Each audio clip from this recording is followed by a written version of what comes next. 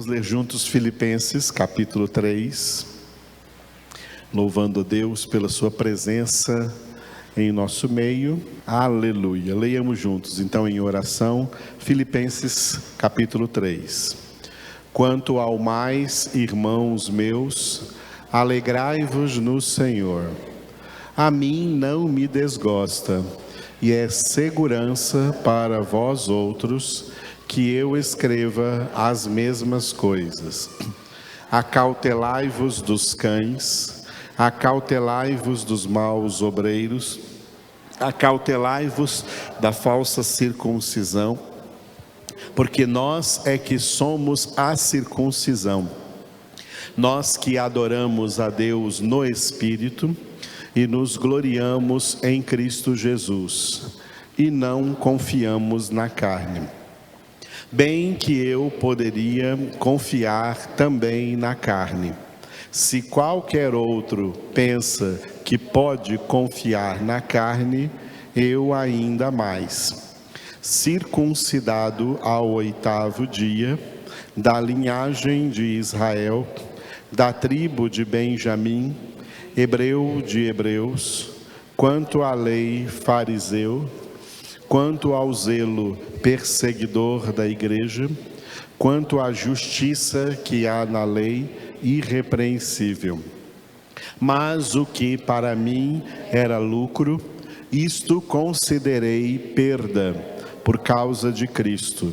Sim, deveras considero tudo como perda, por causa da sublimidade do conhecimento de Cristo Jesus, meu Senhor, por amor do qual perdi todas as coisas e as considero como refúgio, para ganhar a Cristo e ser achado nele, não tendo justiça própria, que procede de lei, senão a que é mediante a fé em Cristo, a justiça que procede de Deus, baseada na fé, para o conhecer e o poder da sua ressurreição, e a comunhão dos seus sofrimentos, conformando-me com ele na sua morte, para, de algum modo, alcançar a ressurreição dentre os mortos. Não que eu o tenha já recebido, ou tenha já obtido a perfeição, mas prossigo para conquistar aquilo para o que também fui conquistado por Cristo Jesus.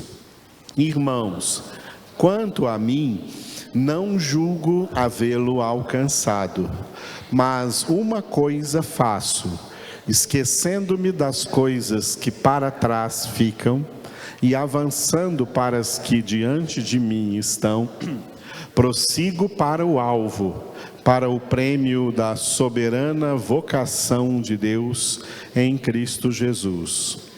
Todos, pois, que somos perfeitos, tenhamos este sentimento. E se, porventura, pensais de outro modo, também isto Deus vos esclarecerá. Todavia, andemos de acordo com o que já alcançamos. Irmãos, sede imitadores meus e observai os que andam segundo o modelo que tendes em nós. Pois muitos andam entre nós, dos quais repetidas vezes eu vos dizia, e agora vos digo, até chorando, que são inimigos da cruz de Cristo. O destino deles é a perdição, o Deus deles é o ventre, e a glória deles está na sua infâmia, visto que só se preocupam com as coisas terrenas. Pois a nossa pátria está nos céus, de onde também aguardamos o Salvador, o Senhor Jesus Cristo, o qual transformará o nosso corpo de humilhação para ser igual ao corpo da sua glória, segundo a eficácia do poder que ele tem de até subordinar a si todas as coisas. Glória a Deus. O título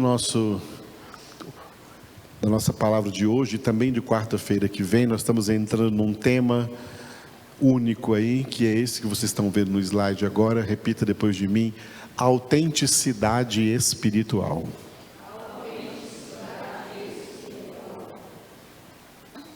Aleluia. Esse é o tema que o apóstolo Paulo começa a trabalhar aqui no capítulo 3 da carta aos Filipenses, para definir dentro da palavra de Deus quem de forma autêntica é de Deus. Quais são, uma palavra que eu vou usar daqui a pouco aqui, vai aparecer nos slides, quais são as credenciais espirituais que autenticam uma verdadeira vida espiritual, uma vida de quem é de Deus. Quem verdadeiramente é de Deus, estou usando o verbo ser aqui, quem verdadeiramente é de Deus, usando esse verbo aí ser, quem verdadeiramente é de Deus, isso nos reporta para 2 Timóteo 2,19, o firme fundamento de Deus permanece tendo este selo, é um selo de autenticidade, tá?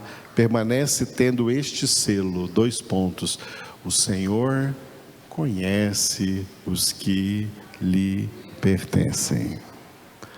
Glória a Deus.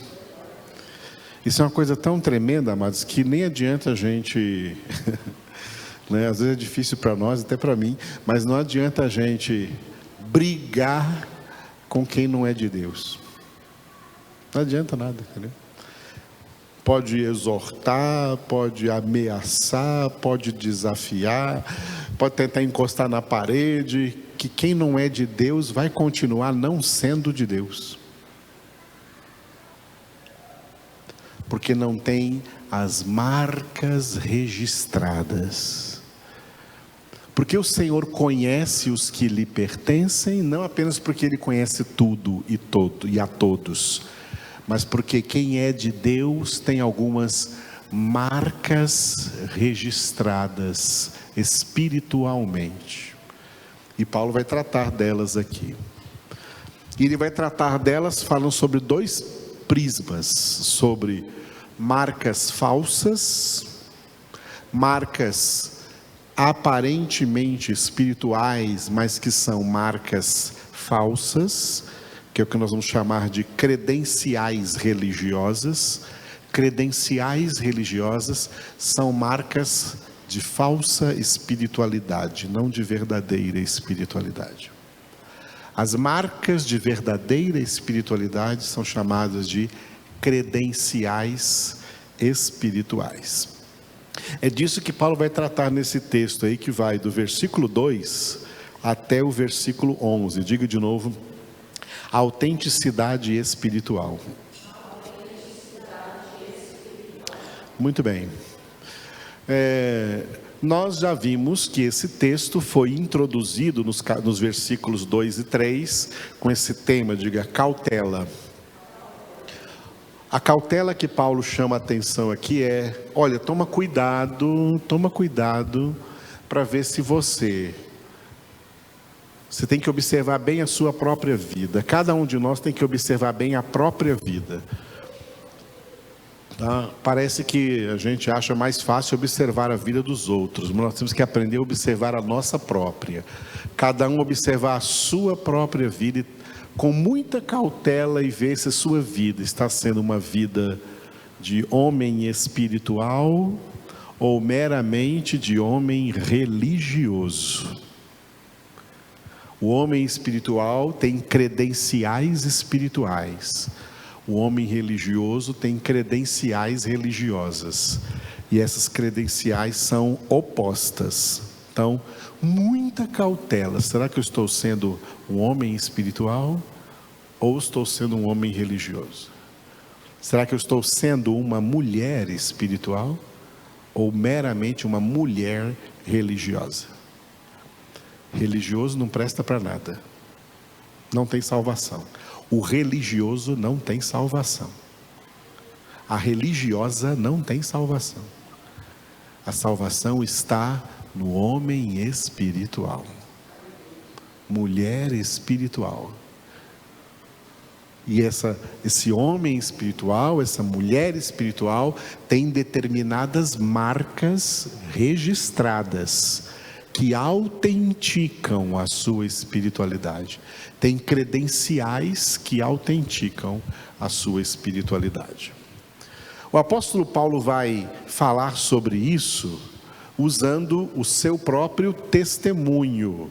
Por isso que aqui do versículo 4 ao 11, o título diga, testemunho. Esse testemunho aqui é o testemunho do apóstolo Paulo. Paulo vai testemunhar a diferença radical que Jesus operou na vida dele. Porque a gente pensa que uma pessoa só é convertida, porque era alcoólatra, agora foi convertido. Era drogado, agora foi convertido. Agora prostituta, agora foi convertida. Esse não é o caso de Paulo. Paulo era um religioso. E ele vai mostrar no seu testemunho, quais eram as credenciais religiosas que ele tinha. E como ele perdeu tudo isso perdeu todas essas credenciais religiosas na sua conversão para ser de Cristo, para ter Cristo, para ser achado em Cristo, para ser homem espiritual, para ter agora credenciais espirituais. Aleluia. Deus reconhece que alguém lhe pertence pelas suas credenciais.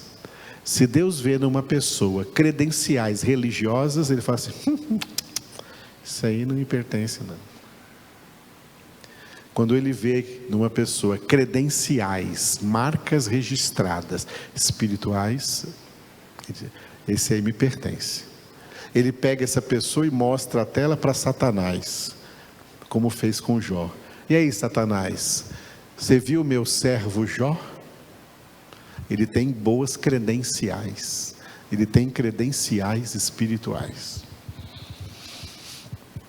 Paulo vai dar esse testemunho, vai ensinar isso através do seu testemunho. E nesse testemunho, nos versículos 4 a 6, que é o que nós vamos ver hoje esses 3 versículos aí, de 4 a 6, Paulo vai apresentar quais eram as suas, credenciais religiosas. E na semana que vem nós vamos entrar então do versículo 7 ao versículo 11, onde Paulo vai então dar o testemunho agora das suas, credenciais espirituais. Antes de conhecer a Cristo, Paulo tinha credenciais religiosas. Depois da sua conversão, no ato da sua conversão, ele perdeu essas credenciais religiosas e ganhou credenciais espirituais. Aleluia. É muito importante aprender isso. Outra vez digo para vocês que não tem ninguém ensinando isso por aí em igrejas, hein? E muitos que estão em pastores de igreja, na posição de pastor, nem eles mesmos conhecem isso que eu estou falando com vocês agora. Então hoje nós vamos meditar aí nos versículos de 4 a 6, credenciais religiosas. São as credenciais religiosas do apóstolo Paulo, é um testemunho que ele está dando de como ele era religioso antes de conhecer Jesus. Não pensem jamais que Paulo estava perseguindo os cristãos antes da sua conversão, porque ele estava fazendo isso porque ele era um homem horroroso, violento, maldoso, carniceiro, que tinha gosto em matar pessoas. Não. O que motivava Paulo a perseguir os cristãos era zelo religioso que ele tinha. zelo pela sua religião, e esse cristianismo nascente naquela época estava ameaçando acabar com a religião dele. E Paulo se levantou como um defensor da sua religião judaica, como se estivesse defendendo o próprio Deus, como um defensor de Deus, um defensor da verdade. Só que ele não sabia que ele não estava no Senhor. Ele estava na religião, ele estava na religiosidade. Suas credenciais não eram espirituais, suas credenciais eram religiosas. Então Paulo descreveu aqui as suas credenciais religiosas nesses 3 versículos, tá? Esses 3 versículos, versículo 4, 5 e 6. Bem que eu poderia confiar também na carne. Se qualquer outro pensa que pode confiar na carne, eu ainda mais. Circuncidado ao 8º dia, da linhagem de Israel, da tribo de Benjamim, hebreu de hebreus, quanto à lei, fariseu, quanto ao zelo, perseguidor da igreja, quanto à justiça que há na lei, irrepreensível. Glória a Deus. Muito bem. Aqui nesses 3 versículos, Paulo então apresentou as suas, repito de novo, credenciais religiosas. Olha só, quando ele começa dizendo assim, bem que eu poderia confiar também na carne. Quando Paulo fala carne aqui, ele está falando da religiosidade, tá? Toda espécie de religiosidade que existe na face da terra, na história da humanidade, nenhuma religiosidade é espiritual. Toda religiosidade é carnal e, ao invés de espiritual, como ensinei na quarta-feira passada, espiritualista. Lembra que eu falei na semana passada a diferença entre espiritualidade e espiritualismo? O crente espiritualista, ele não tem espiritualidade, ele não tem vida espiritual. Ele é apenas um espiritualista que fica buscando nos rituais religiosos, nas práticas religiosas, né, alguma satisfação espiritual, alguma satisfação religiosa, mas quando aquela prática acaba, ele não tem vida espiritual, ele vai precisar fazer uma outra prática depois. Aí acaba, ele vai para outra depois. Aí acaba o efeito daquela, ele vai para outra depois. Como se fosse uma droga. Acaba o efeito, ele precisa de mais. Isso é o espiritualismo. E infelizmente é assim que está hoje a maioria dos evangélicos. Eles têm determinados retiros, encontros, congressos, acampamentos, atividades, campanhas que fazem, tudo isso é espiritualismo, buscando experiências espirituais, mas no seu dia a dia eles não têm vida espiritual, porque eles não têm espiritualidade. Ao contrário, quem tem espiritualidade não precisa de nenhum desses ritualismos, porque nós temos vida com abundância que Jesus trouxe para nós todos os dias. Muita gente não entende isso naquilo que Jesus disse para a mulher samaritana: olha, todo aquele que beber dessa água aí natural voltará a ter sede. Ok? Vamos fazer uma releitura disso. Todo aquele que beber desse espiritualismo que está sendo oferecido hoje aí nas igrejas evangélicas, né? Um dia um retiro disso, um dia um retiro daquilo, um dia um encontro disso, outro dia um encontro daquilo, outro dia sobe no monte para orar, outro dia faz outra coisa. isso não preenche vida espiritual de ninguém. Ele volta de novo a: eu preciso de novo, eu preciso fazer aquilo de novo, eu preciso ir naquele retiro de novo, eu preciso daquele congresso de novo, eu preciso daquele encontro de novo, porque eu ganhei tanta coisa lá e agora eu estou todo murcho, acabou tudo. Não foi isso que Jesus veio trazer nessa vida capenga. Isso é carnalidade, isso é o que traz a religião. Religiosidade é carnal.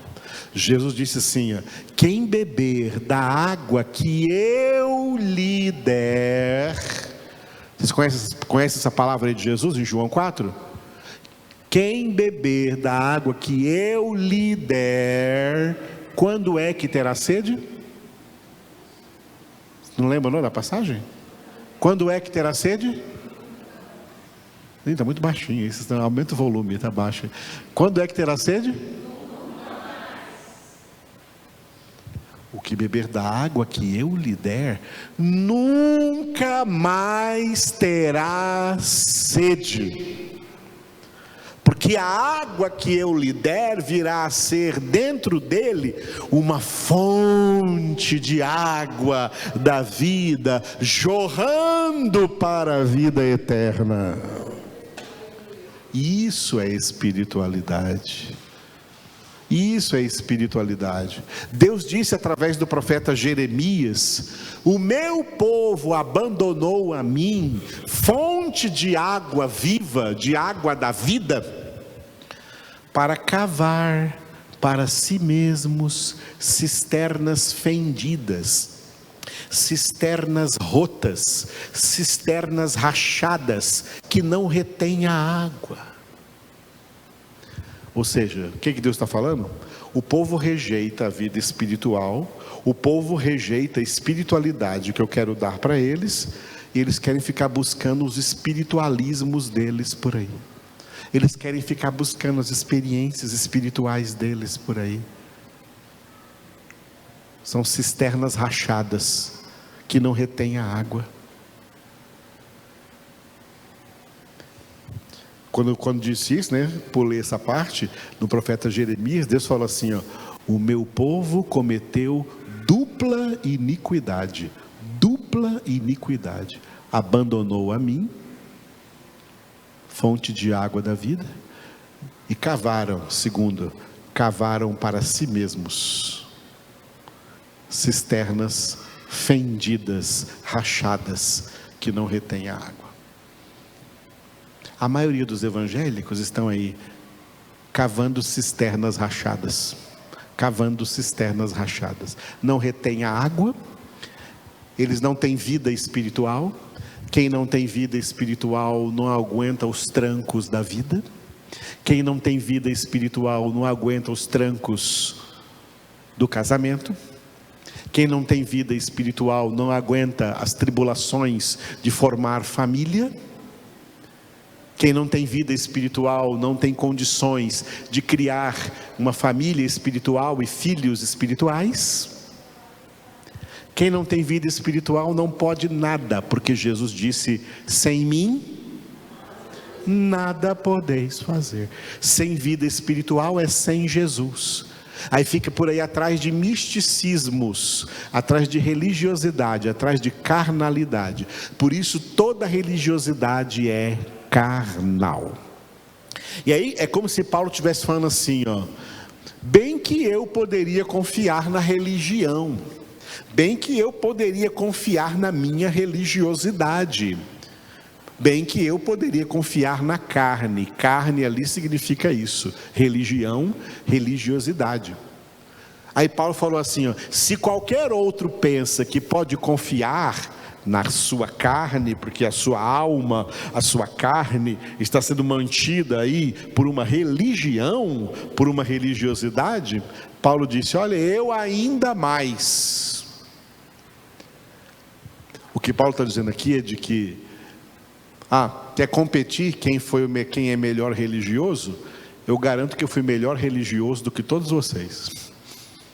Eu garanto que eu fui melhor religioso do que todos vocês. É como se Paulo dissesse assim: mais religioso do que eu, impossível. É como se Paulo dissesse assim: se religião salvasse, eu já estaria salvo há muito tempo, porque eu fui não um super, eu fui um hiper religioso. Então, se pensam que pode confiar na religiosidade, eu, Paulo, mais do que qualquer um poderia. Sabe por quê? Aí Paulo deu aqui as suas credenciais religiosas, as marcas registradas de um religioso, tá?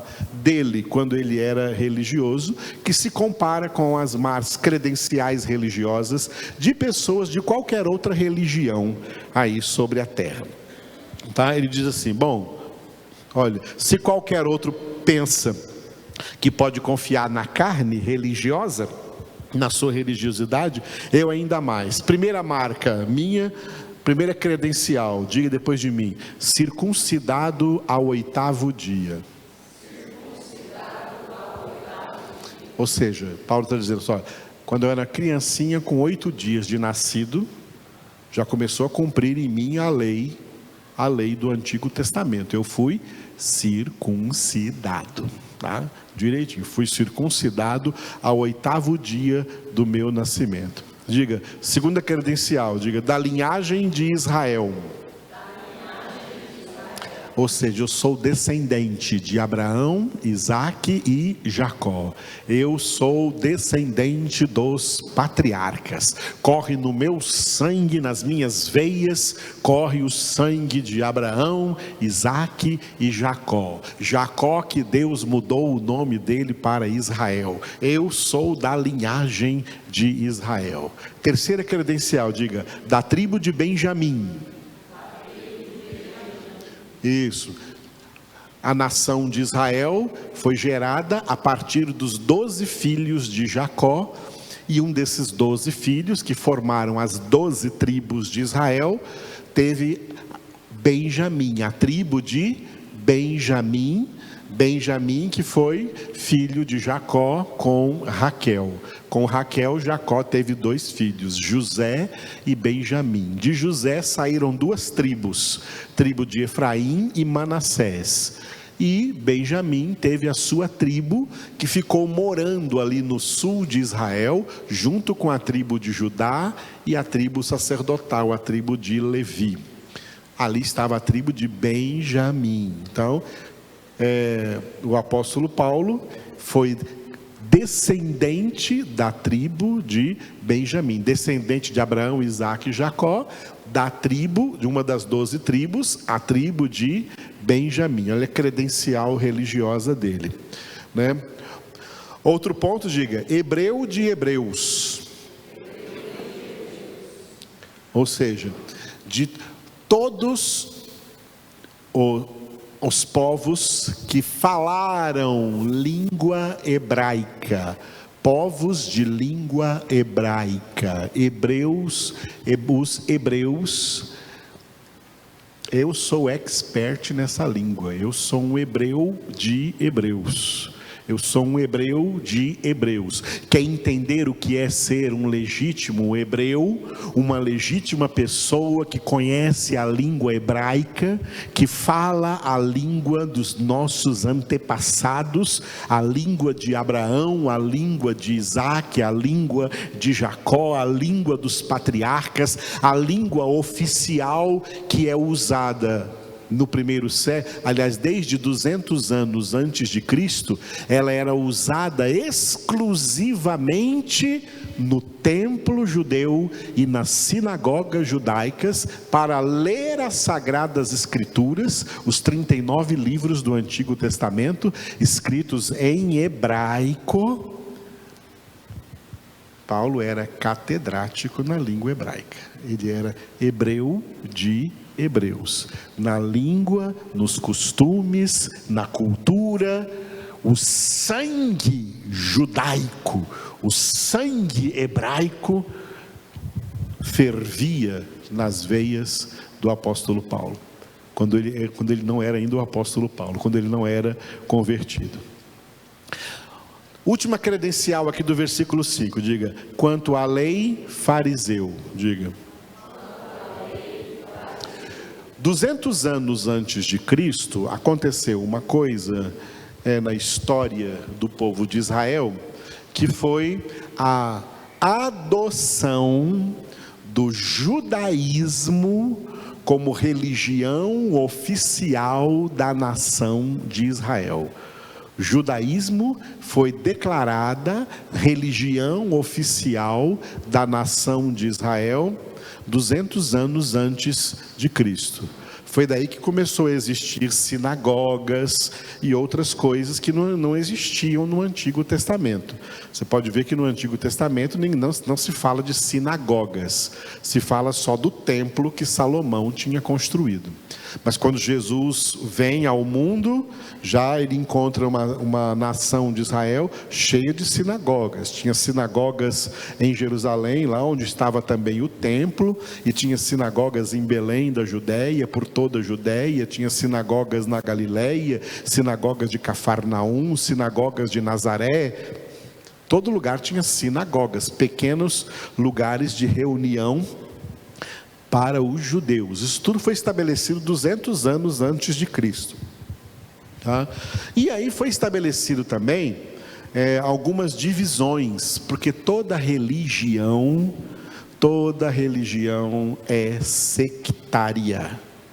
Toda religião é sectária. O que é sectária? Ela se autodivide. Ela se divide.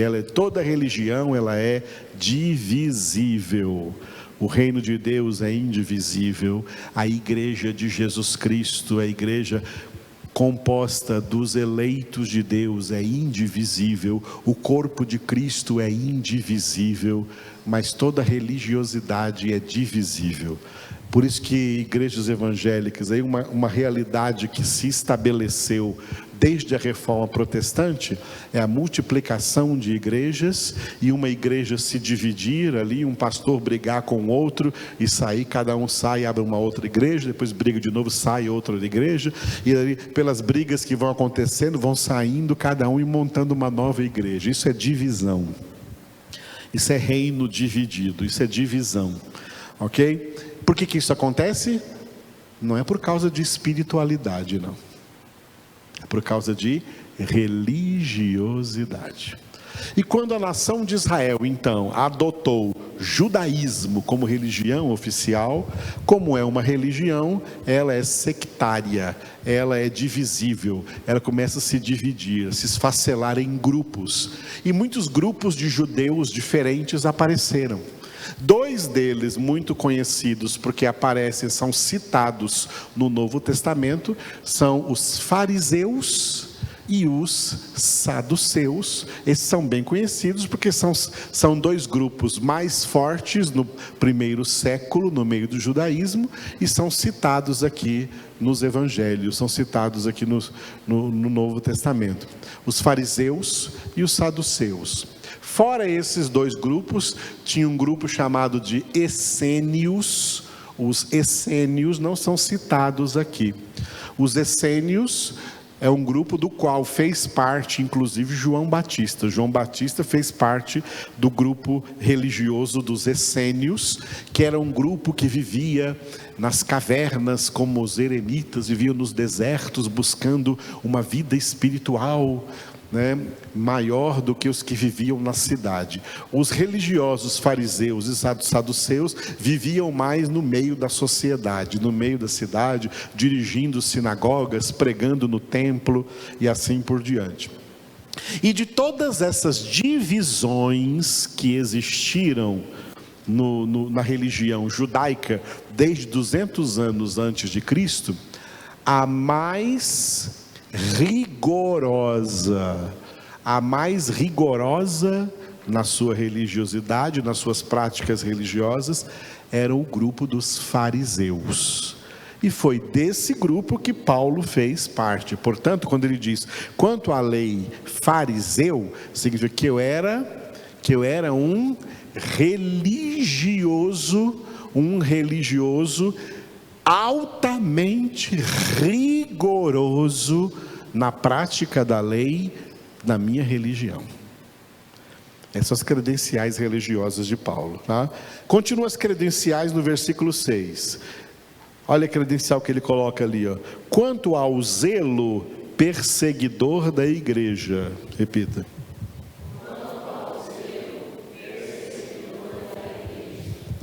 Muito bem. Aquilo que eu falei para vocês antes, ó. Paulo perseguindo a igreja cristã, perseguindo os cristãos, perseguindo os discípulos de Cristo, aprisionando a muitos e matando a muitos, tá? Matando a muitos, sem pena, sem dó nem nada. Ele não fazia isso porque ele era um homem violento, mau, assassino, homicida. Ele fazia isso porque ele tinha zelo por Deus. Ele tinha zelo por Deus no que dizia respeito à sua religiosidade.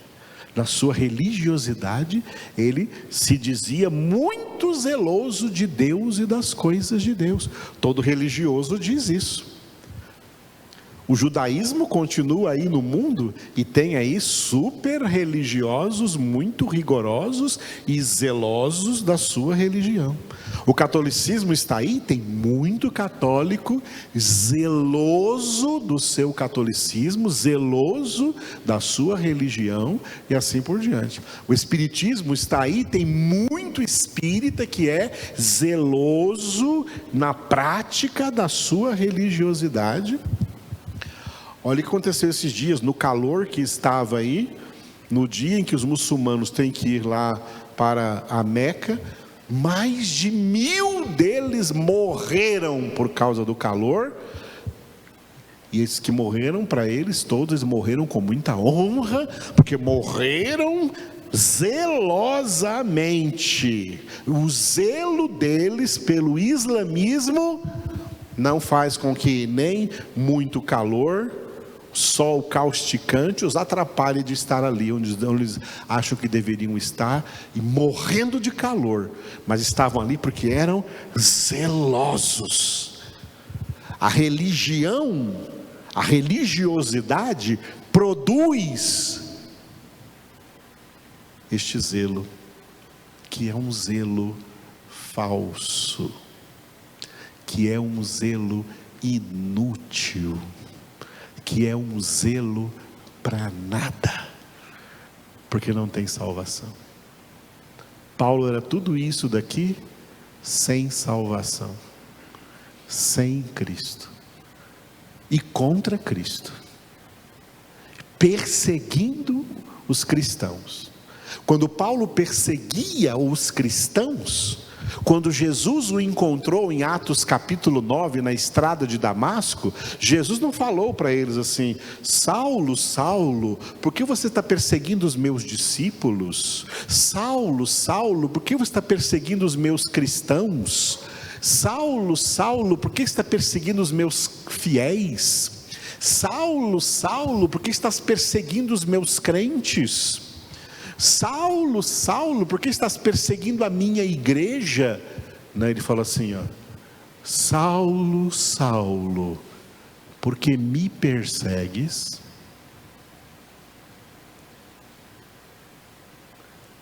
Por que me persegues? Porque ao perseguir o corpo de Cristo, ele estava perseguindo Cristo, estava perseguindo Jesus.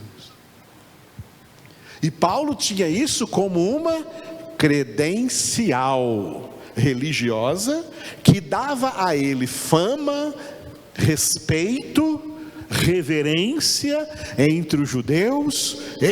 Os judeus diziam: esse é o homem que está liderando essa campanha contra essa seita do Nazareno. Esse é o homem que vai libertar Israel de toda a contaminação que esse tal Jesus fez aí.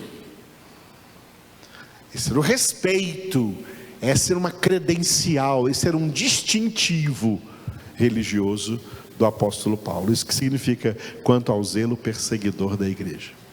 Última credencial que ele cita aqui no versículo 6, repita depois de mim: quanto à justiça que há na lei, irrepreensível.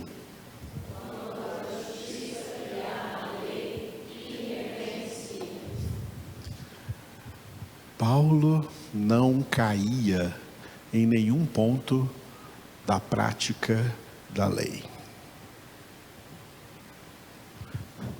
É por isso que ele mesmo vai escrever depois, na carta aos Romanos, na carta aos Gálatas, ele vai dizer assim: olha, pela prática da lei, ninguém pode ser justificado. Porque se alguém pudesse ser justificado pela prática da lei, eu seria. Esse final aí, essa credencial aí, ó, na prática da lei, um judeu que pratica a lei de Moisés, um judeu que pratica a lei revelada no Antigo Testamento, eu, Paulo, tenho essa credencial: eu sou irrepreensível. Com todas essas credenciais religiosas aqui, Paulo não era salvo. Paulo não tinha salvação. Por isso, amados, é que, bom, essas são as credenciais religiosas, né? Semana que vem nós vamos ver as credenciais espirituais, tá bom? Aí vai ser bem legal. Mas hoje vamos ficar aqui com essas credenciais religiosas e aprender o seguinte: Satanás não se importa que um pecador se converta a Jesus Cristo. Ele não se importa com isso, não. Porque ele tem um trabalho para fazer com essa pessoa recém-convertida, desde a sua conversão. Sabe qual é o trabalho? Impedir esse convertido de se transformar num homem espiritual e fazer de tudo para esse convertido se transformar num homem religioso. Porque como o judaísmo tem as suas credenciais religiosas, como o catolicismo tem as suas credenciais religiosas, como o espiritismo, o islamismo, o budismo, cada religião tem as suas credenciais religiosas. Agora, também no meio protestante, no meio evangélico, está cheio de credenciais religiosas. Porque o denominacionalismo protestante veio sendo transformado de igrejas espirituais em igrejas carnais, igrejas espirituais em igrejas espiritualistas, igrejas espirituais em igrejas religiosas, onde as pessoas começam a colocar a sua confiança, a sua fé, não mais em Deus, não mais em Cristo, não mais na sua palavra, mas na sua prática religiosa, nos seus rituais religiosos, nos seus ritualismos religiosos. Transformar um convertido em religioso, isso é a vitória de Satanás sobre os crentes. É a vitória de Satanás sobre evangélicos sem evangelho. É a vitória de Satanás sobre crentes que são apenas místicos, se tornam místicos, sincréticos, religiosos. Porque se Satanás não conseguir fazer o que ele quer com um convertido, e esse convertido vencê-lo, se tornando um homem espiritual, é alguém que vence o diabo em todas as circunstâncias. O homem espiritual nunca é derrotado por Satanás. O homem espiritual derrota Satanás em todas as batalhas. O homem espiritual vence o diabo em todas as circunstâncias. O homem espiritual triunfa sobre o mal, triunfa sobre o maligno. O homem espiritual é aquele para o qual Jesus disse em Lucas 10:19: eu vos dei autoridade para pisar serpentes e escorpiões e todo o poder do inimigo, e nada absolutamente vos causará dano. Isso é o homem espiritual. O homem religioso não derrota o diabo. O homem religioso, ele é derrotado pelo diabo. E essa derrota aparece no mau caráter dele, nos maus relacionamentos dele, no mau casamento dele, na má constituição familiar dele, na conduta má dele, na idolatria dele com ídolos do mundo que ele tem. É o homem carnal. E o homem carnal, irmãos, o crente carnal, ele não tem salvação. O crente carnal, ele faz parte do grande grupo dos muitos chamados. Só o crente espiritual faz parte do grupo dos poucos escolhidos. Os poucos escolhidos são homens espirituais. Eles têm credenciais espirituais, que é o que nós vamos ver quarta-feira que vem. Ele perdeu as credenciais religiosas. Vamos ver quarta-feira que vem aqui, nesse testemunho de Paulo, aqui em Filipenses 3, como ele perdeu todas essas credenciais religiosas, das quais, antes da sua conversão, ele se vangloriava delas. Eu sou isso, eu sou aquilo, eu sou assim. Hebreu de hebreus, quanto à lei, fariseu. Prática da lei, pode vir para cima de mim, que eu sou irrepreensível, ninguém ganha do meu zelo. Credenciais religiosas. Isso se repete hoje no meio evangélico. Está cheio de religiosos por aí. Está cheio de fariseus por aí.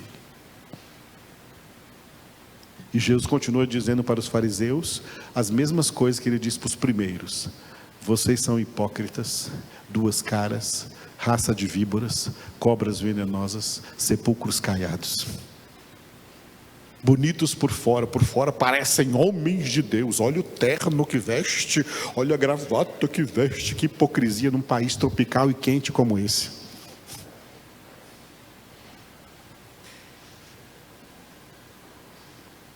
Bonitos por fora, mas por dentro cheios de podridão. Porque não são de Deus. Deus abomina a religiosidade. Os homens gostam, né? A religiosidade, coloca uma aparência exuberante, uma aparência de que é de Deus, exuberante, que enche os olhos. É muita luz, é muita cor, é muito som, é muita... um ambiente, é uma atmosfera religiosa. A atmosfera religiosa, ela chega a ser sedutora. E é enganosa, porque a religião não traz o homem para Deus. A religião faz do homem o seu próprio Deus, e de Deus o servo do homem. Mas Deus não se submete a homem nenhum. Só Ele é Deus. Deus não nos quer religiosos. Deus nos quer homens espirituais. Deus não nos quer com credenciais religiosas, títulos religiosos. Deus nos quer com vida espiritual. Deus nos quer com espiritualidade. Eu vim para que tenham vida e tenham com abundância. Enchei-vos do Espírito de Deus. Pessoas cheias do Espírito Santo. É isso que Deus quer. Credenciais espirituais, que vamos ver quarta-feira que vem. Aleluia.